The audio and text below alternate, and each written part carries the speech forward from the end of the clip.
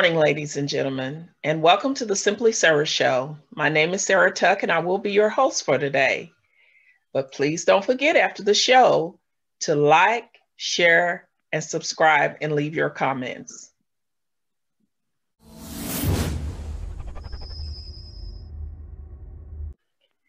Welcome back, ladies and gentlemen. And today on the Simply Sarah Show, our guest will be Thomas Wayne Edison. He's from Louisville, Kentucky, and he is an author. So at this time, I'm going to open the floor and let you tell us a little bit something about you and about your book. Great. Well, thank you for letting me be on the show. And I'm an associate professor of Spanish and Afro-Caribbean Studies at the University of Louisville. And I'm originally from Louisville, and I love this city. Good. And I have free-range chickens. I live in the city. I have free-range chickens, and I'm an avid gardener. Oh, well, good. That's very nutritious. Yes. Okay, and the name of your book is called? It's called Ashe Caribbean Aesthetics, and it is a book that looks at writers that incorporate parts of African identity and culture in their works. Three of the writers are Afro-Caribbean, Afro-Hispanic, and one is white, a white Cuban. And I use these novels as a starting point to have a discussion, because it's really important that we in the United States understand that we are not the only Black people in the African diaspora. And African diaspora is any spot off the coast of Africa where Blacks have been taken. So what I look at is these patterns of identity that exist, and these writers are able to incorporate it in their work. And for me, it's been wonderful traveling to the countries to be able to see firsthand what that Black identity looks like. And there's a lot of parallels between my neighborhood in West Louisville and places that I've seen in Nicaragua, in Peru, in Colombia. There's certain ways that people of African ancestry have survived, and we carry on those traditions. So if you meet somebody and they're from, for example, Ecuador, when they start talking about, their food, or they start playing musical instruments, it resonates with other people from other countries, because our Blackness is interconnected. Yeah. I noticed when we were talking, we have found out that we do a lot of things that relates us to that culture of ours, of our great ancestors. Like when you comb your hair, making sure that you burn the excess hair later, or either you'll do away with it, bury it or something, and other things, just listening to you when we were talking on some of that. Yeah, when I was in Colombia, I did a talk with a group about Black identity in the United States. It was for Black History Month. And as I was talking with them about what we do with our hair, there was one woman that was really, like, you could tell she was really engaged. It was about 15 people, and they identified as Afro-Colombian. And at the end, she came to me and she said, my grandmother used to keep all of her hair in a bag, and we thought she was crazy. But then she discovered that her grandmother grew up with the culture where you protect the family's hair in order to protect them from any kind of activity that might bring harm to them.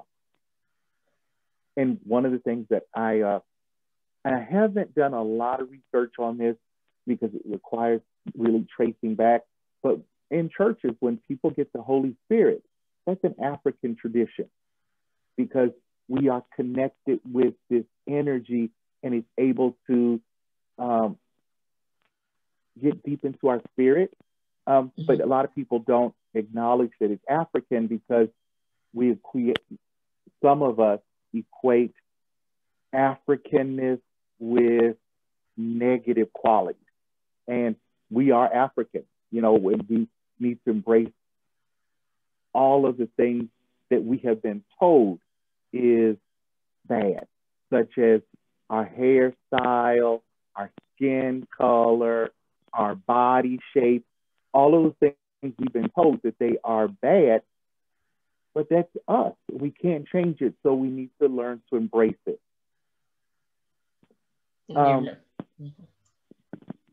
Yeah, you're most definitely right. A lot of my daughter just did I have to give her props. She just did my hair a little bit before we came on the show. And, it's a type of artwork that she has learned to do and to, give styles to people. So, and it goes back to the way that our before people wore their hair. And it's a tradition that a lot of people get into. So that's good. I was reading in a book and they were talking about how when during the time of slavery, they would put braid maps into women's hair. So that way you could follow the map that was in the braiding of the hair. Oh, okay. There's a lot of things about that. And there's actually a book. Let's see if I have it. I do not have it in here with me, but it is a book that was published by a Puerto Rican activist. It's a children's book, and it's called Pelo, Good Hair. And it's a little girl who goes to her grandmother, and, she's really sad because people make fun of her hair. Mm-hmm. And they say that it's, messy, and her grandma says, no, your hair is beautiful. And they show pictures of the grandmother making her hair into a crown. And she said, do you think your friends could do that? And she said, and that's where I learned about braiding maps into women's hair.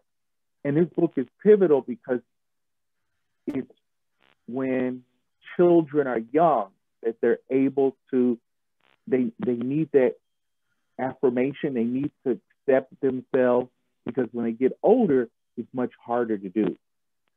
Mm-hmm. So true. Yeah. So can you tell us, when you start writing, did it just come naturally, or when you start traveling and seeing the different things that made you want to write, or how did that start for you?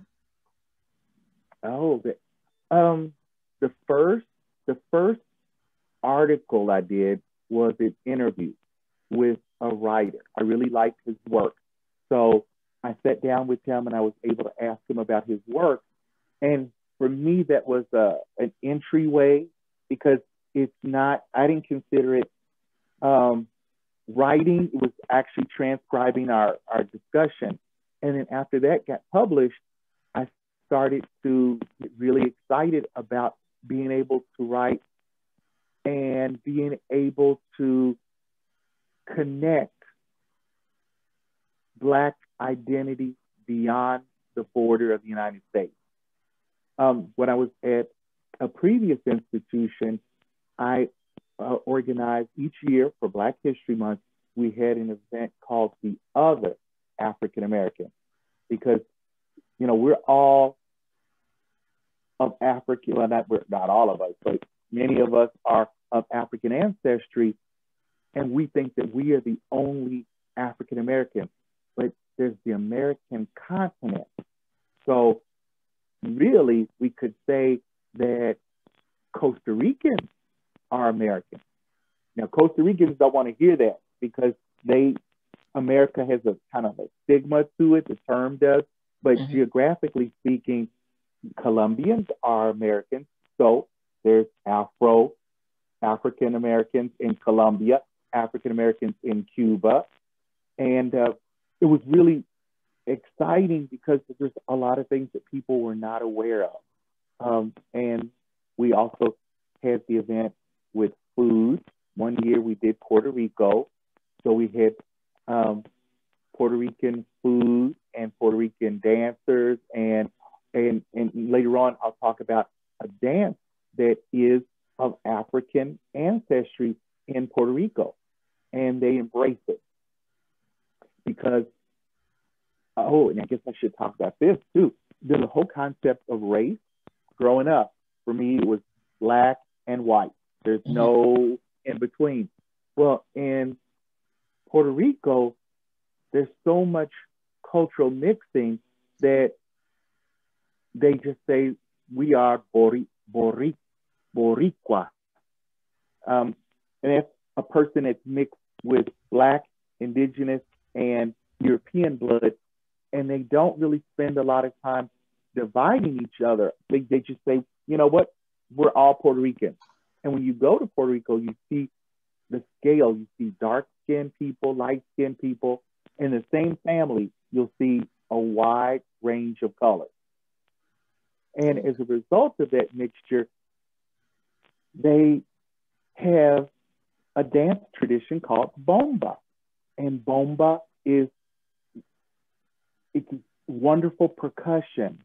It brings people together, and it uses the drum, which is the essence of African identity. And it's different here in the United States. When we were colonized by the British, we did not have drums. They took away our drums because they knew that drums, that was a way that Blacks were able to communicate from one region, one plantation to the other. They could communicate with drums. So the British took the drums away. But in Latin America, under the Spanish and French, they let them have drums. And that's why drums played a major role in resistance activity. When you hear about, we talk about a lot of famous slave revolts in the United States. There are many, many more in Colombia, in Cuba, because there's this passion that slaves had, or enslaved people had, to be free. And they were able to use what they had, a drum, to use it for freedom. Okay. Can you tell us what exactly is the African diaspora?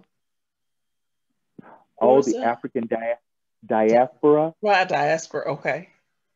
Yeah, the African diaspora is anywhere beyond the coast of Africa where people of African ancestry exist. So Canada, United States, most of Latin America, a lot of the Caribbean. The diaspora, people that are in the African diaspora, we share certain characteristics, such as looking at the world from a different perspective, because if you are a descendant of people who worked in the field, there's a connection between the individual and nature. There's also dietary element. Usually the enslaved people got the poorest quality food. And now when you go to a country, for example, if you go to Nicaragua and you ask them, what is the best food that you have? They'll say it's rondon. And it's a food that's made of bits and pieces of leftover meat. And it's wonderful. And now it's considered high cuisine. Just like here, we have soul food that is people love soul food, but the history of soul food is that we put a lot of spices in it because they were pieces of meat, intestines, things that the slave owners didn't want, and they gave them to their slave workers. Okay. And what was happening there during the Civil War, during the Civil Rights Movement in the United States? Oh, that's a good question. When in the 60s, when we had the Civil Rights Movement in the Caribbean and in Latin America, a lot of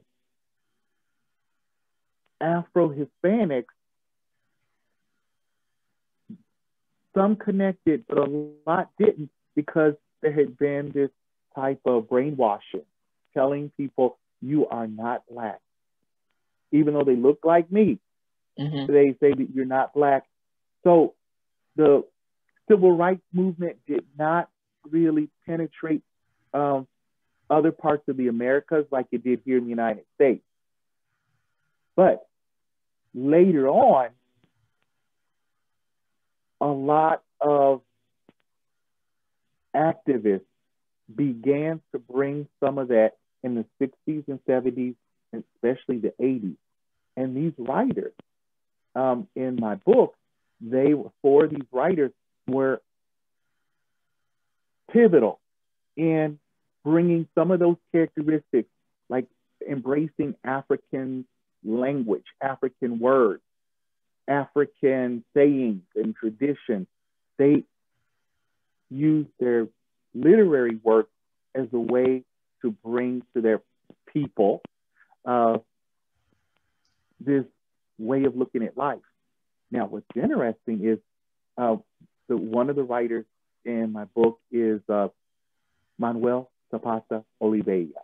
He's a medical doctor, and he wrote these books, and because they dealt with Black themes, they did not sell in Colombia. So he would come to the United States. Professors at universities would bring him to their university. He would talk about his books. He would sell his books, and then he would go back to Colombia. He didn't make any money in Colombia on his books because there was no interest in Colombia at that time to learn about Black identity in Colombia. Now things have changed, and people are starting to embrace. A lot of investigators and researchers are embracing his work, 10 years after his death. Sometimes it takes, when people are telling stories for different people to listen to it, and then they start telling others, and then they start seeing things, and then they start taking that information, and it spreads to where now people are interested, where once they wasn't interested. So that has to happen sometime. But we're going to take a quick break right here, and we'll be right back.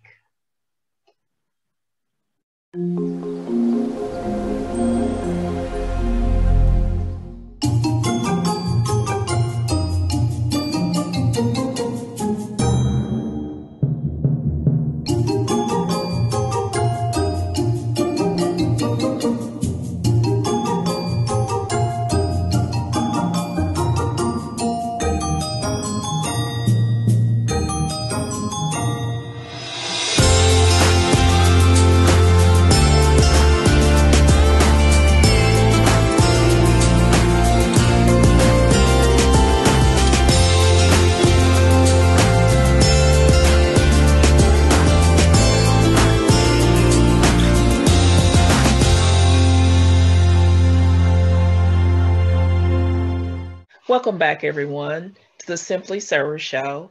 And today we have Thomas Wayne Edison with us, who has been sharing with us about his Caribbean island things and African work. So we're going to continue here. And the next question that I have is, how are Blacks connected to this that The diaspora. diaspora. Excuse me for, I don't want to botch it up. Blacks are connected in the diaspora through, for example, the term itself, ashe. Ashe is an African word. It's Yoruba, and it means essence. It's a creative energy that is inspired based off of African concepts.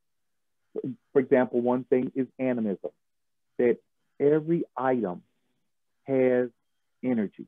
It doesn't have to be a living item. A rock has energy. A flower has energy. If you pull a rose and you give it to a person that you care about, then it's got another level of energy. If it was a dried rose from a funeral, that has another energy. So ashe is something with creative energy that connects people. And if someone is a Christian, it would be like, you could say like the Holy Spirit, that kind of gives us this type of energy.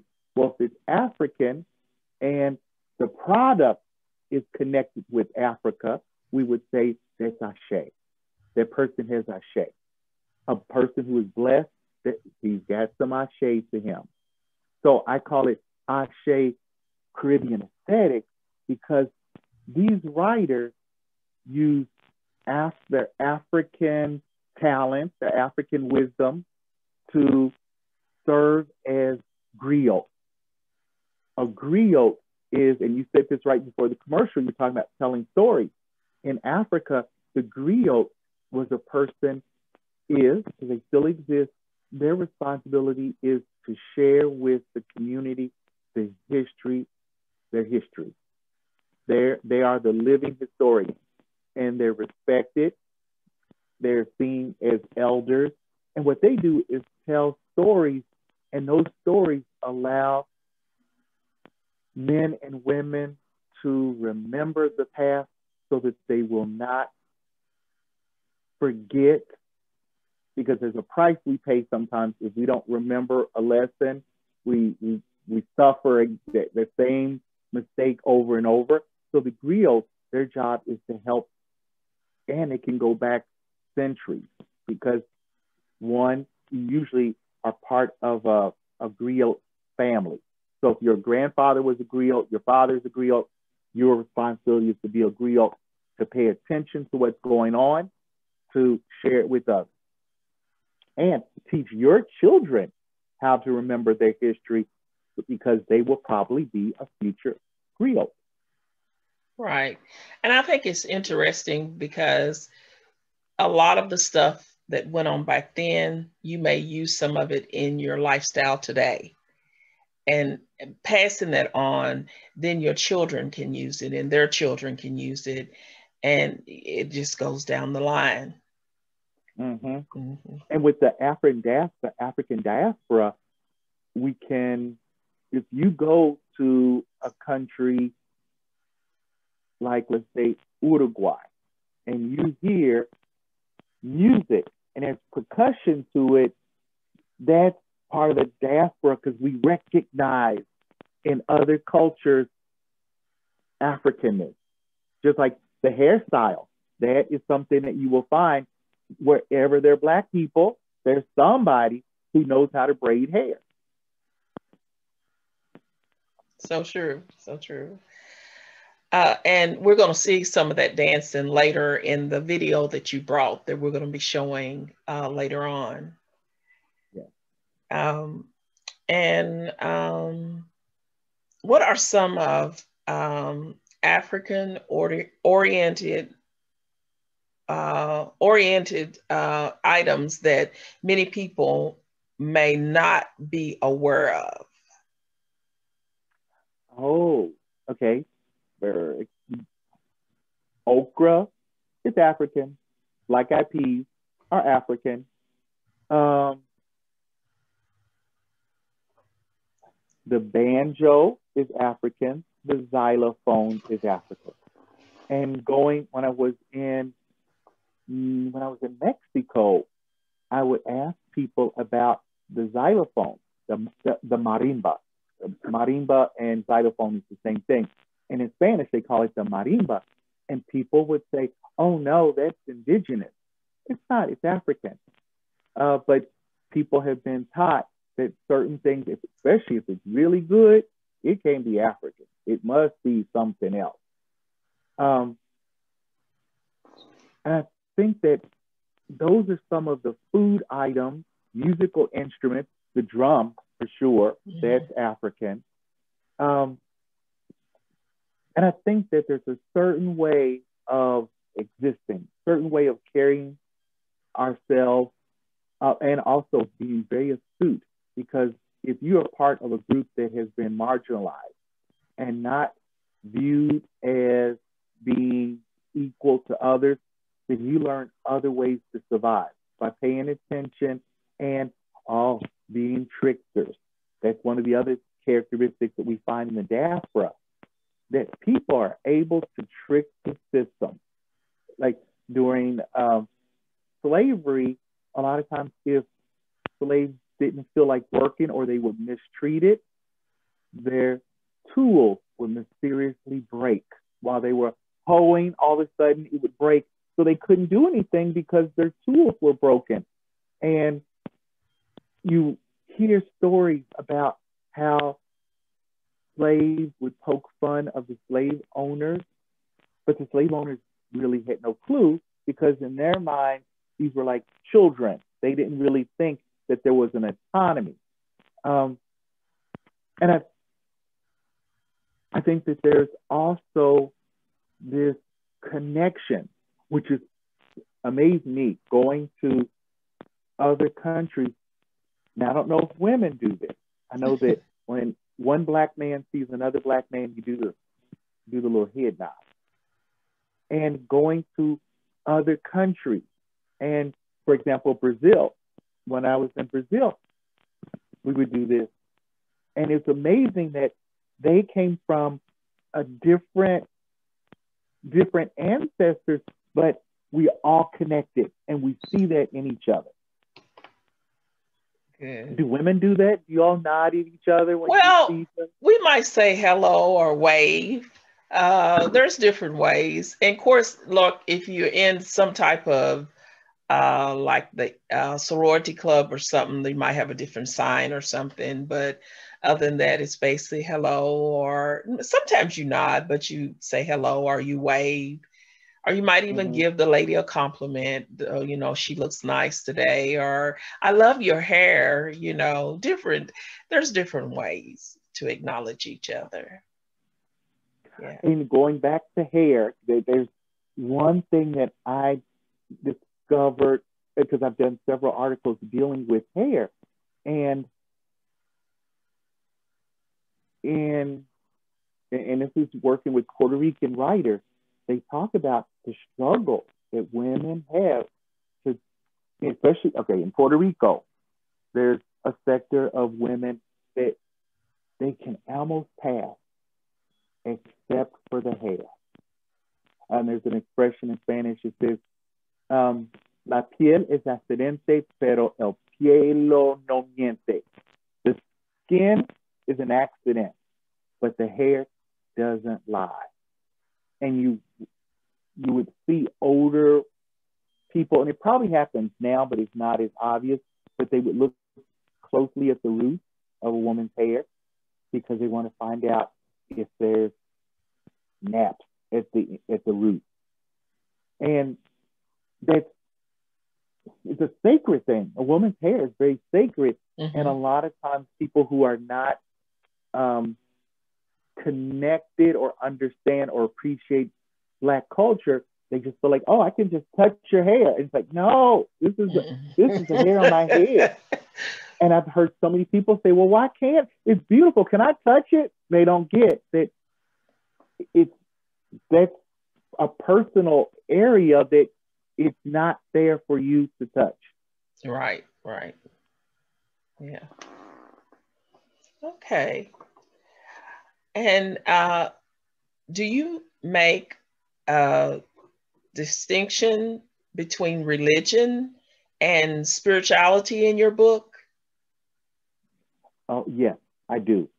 I use the term spirituality because when we look at Santeria in Cuba, Palo Monte in Cuba, Spiritism in Puerto Rico, Macumba in Brazil, those are all faith practices, but I don't call them religions because when people hear religion, the first thing they think of is the right religion because we've all been raised that certain religions are legitimate and others are not.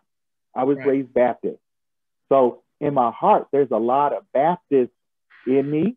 Uh, but I look at spirituality as something that you can put one spiritual practice with another spiritual practice. And religions, it's usually like this religion says that you do A, B, and C, but you cannot do this or that. I've heard pastors say you can't shop for religions and you can't mix them.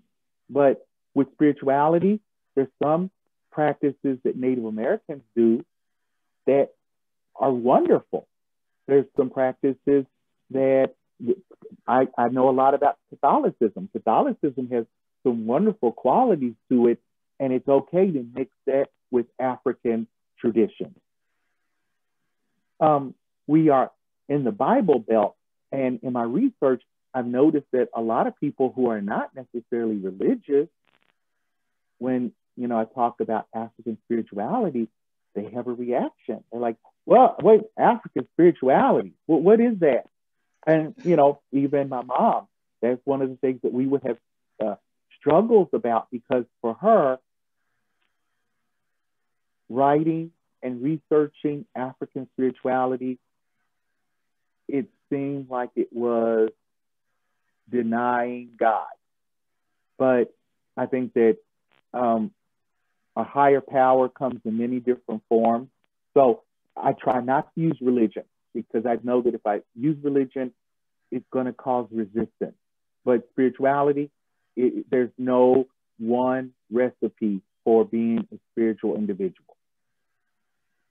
That's good. And then won't nobody get offended. Right, right. Yeah. Well, is there anything that you would like to? I know you said a mouthful, as to say, but gave us a lot of information and told us a lot. But is there anything in particular that you would like to leave with everyone? I think that it's really important in a time now that, when we are looking at Black Lives Matter, it's important for us to keep in mind that Black lives exist in Colombia, Mexico, and Peru, and Costa Rica and Honduras. And it's important for us to recognize that our struggle is connected with the struggles of other cultures. And I think the more we start to embrace the beauty of African identity and culture, we will be, and this is like really powerful. If people of color, and not just Black people, but people of color, when we start to recognize how we have been discounted, that connects us, that we're able to make change once we recognize that in Coyolillo, Mexico,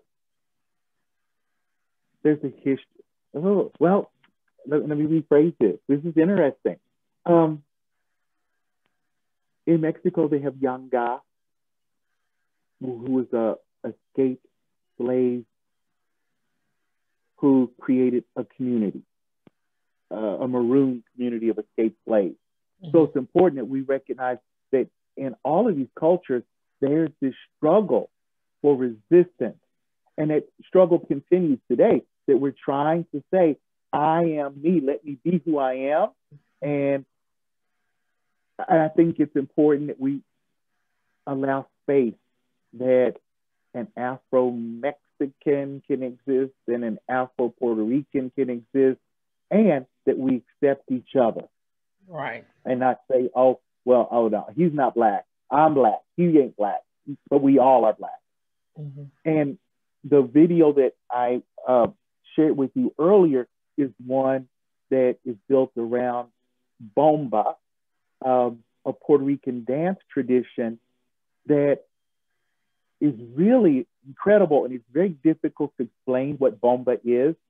And I made the video because I was trying to explain to my students what bomba music was. And I could tell that I couldn't explain it because it's experiential. You have to see it in action. And it was wonderful for me to go to Puerto Rico to study bomba music and then do the video, so that now I include that in my classes. And it helps people to go like, oh, I get that, you know? So I feel like that's, I guess, the last message that I would like to leave you with. Well, thank you. And we'd like to thank you for coming on the show today, being with us. And we know that each and every one enjoyed it. And we hope to have you back again sometime. So we would like to thank each and every one for watching the show up to now. And we're going to be showing a short film once we close out. And so I thank you all for watching. And once again, until we meet again, stay safe and make sure you wear your mask. And we will see you on the next show. Sincerely, Sarah Tuck. Bye-bye. Bye. Welcome back, everyone. If you would like to order one of Mr. Thomas Wayne Edison's book, please feel free to order a copy of Ache Caribbean Literature from him, and you will be able to get the discount that he has and save dramatically. So don't forget to order one. See you.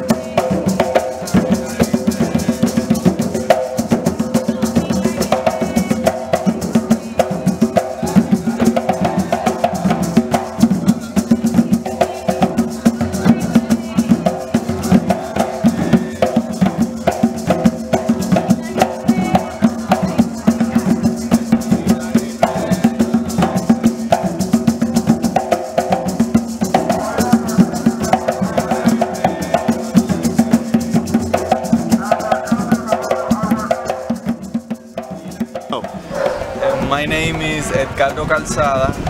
I am 24. I am from Carolinas, Puerto Rico. Bomba is the traditional Afro-Caribbean rhythm brought here from slaves in 18-something. It's very old. It's more than 500 years of tradition. It's our most traditional music.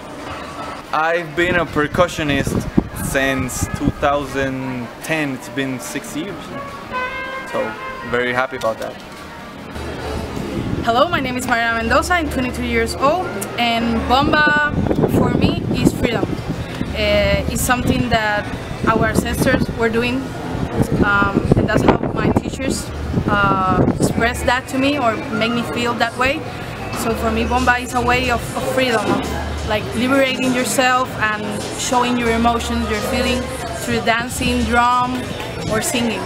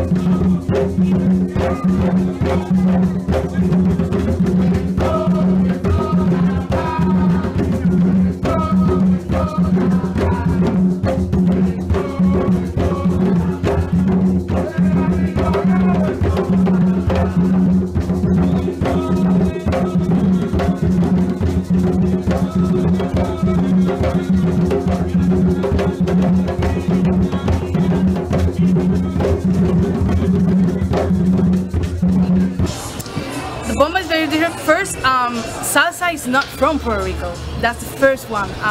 It was created in New York City. It was influenced by Puerto Rican culture, but it's not like from here. It's not folklore. Bomba dancing, it has many years. It's like almost 400 years older than salsa. And the instruments that they have are very different, because we use the barro or barril de bomba. We use la maraca, which is made from a fruit named higuera. And what is make it like very unique is that it has inside las semillas. That's what makes it sound different from any maraca. And it's very different because the way that it sings is very different too. And the special connection between the drum and the dancer, which the drum is the one who follows the dancer. So it's very different from salsa, that you have like la clave and all of that. It's totally different parts. The difference between the dancer and the drummer is that it's like a symbiotic relationship. I interpret what the dancer is doing. It's a relationship. It's not like a challenge. It's not, I'm gonna make you mess up. It's, let's make this sound right. Let's make this sound like it's supposed to be sound. Like it's supposed to sound. It's a very interesting relationship.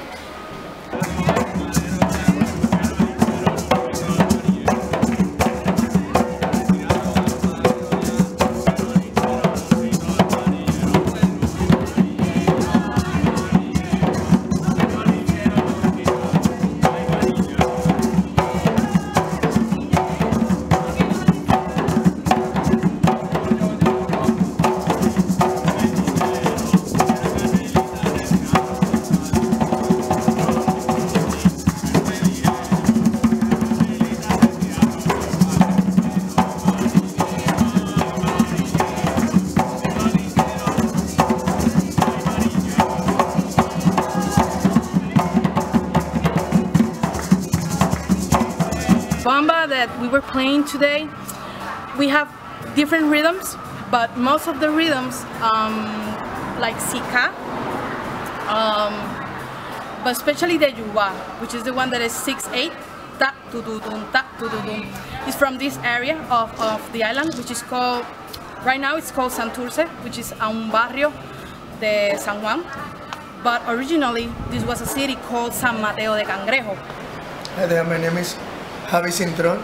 I'm a urban artist. I'm from this neighborhood. I was raised and born in El Barrio El Gandul in Santurce. Bomba is one of the oldest criollo rhythms that we have coming from the part of our roots, from the blacks, the African descendant like me. But has become something popular nowadays in our modern society called rumba.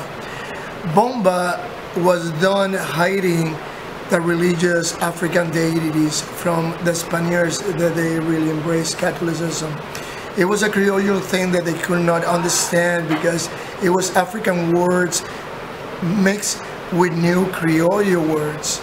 At the same time, they were also telling stories of a struggle, telling stories of resistance, telling stories of hard times. When a hurricane came, a story was made in Bomba, and it's the dance and the body language, which is part of the Bomba, tell a story as well.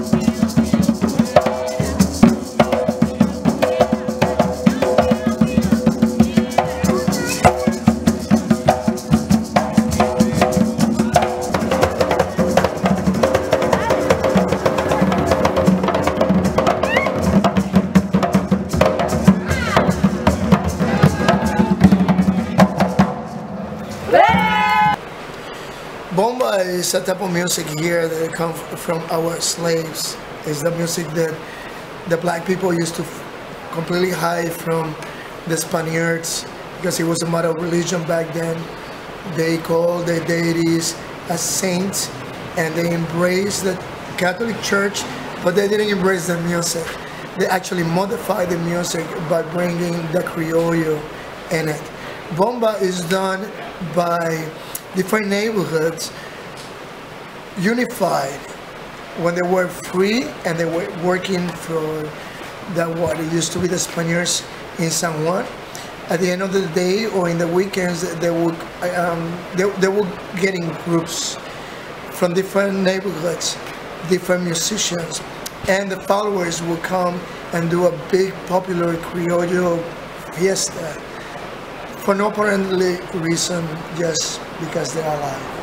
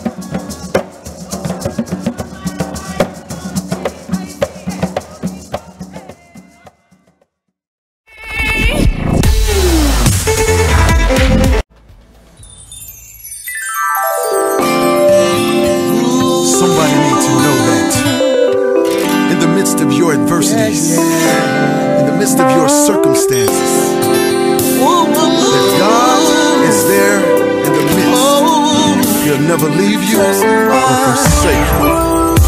I see my brothers hurting, I see my sisters crying. Things ain't working out, but Lord knows I'm trying. So many disappointments, so many hearts are broken. Lord, I need some answers, I need some doors to open. See, my money's low, and my bills are high. I've been going through, sometimes I just wanna cry. Nobody's reaching out, nobody's hearing me. It seems like nobody cares about what is dear to me. Oh, tell somebody you love you, grab somebody and hug them. Tell somebody you care, tell somebody, let them know you're there. God knows your struggle, God knows He's there in your trouble. He'll never leave or forsake you. You serve a God who loves you. Tell somebody you love them, grab somebody and hug them. Tell somebody you care, let them know you're there. God knows your struggle, He's there in your trouble. He'll never leave or forsake you. You serve a God who loves you. I'm trying to keep a smile in the midst of trouble. Why is life so tough, man? Why do I have to struggle? If you're a Christian, tell me, are you listening? What are you doing to show it? Hey, does anyone know it? Will you help me out? Will you lend a hand? Will you hear me out? Or can you just understand? You see, I'm tired of fighting, like my mind is rattled. Lord, I give it to you, because this ain't my battle. Tell somebody you love them, grab somebody and hug them. Tell somebody you care, let them know you're there. God knows your struggle, He's there in your trouble. He'll never leave or forsake you. You serve a God who loves you. Tell somebody you love them, grab somebody and hug them. Tell somebody you care, let them know you're there. God knows your struggle, He's there in your trouble. He'll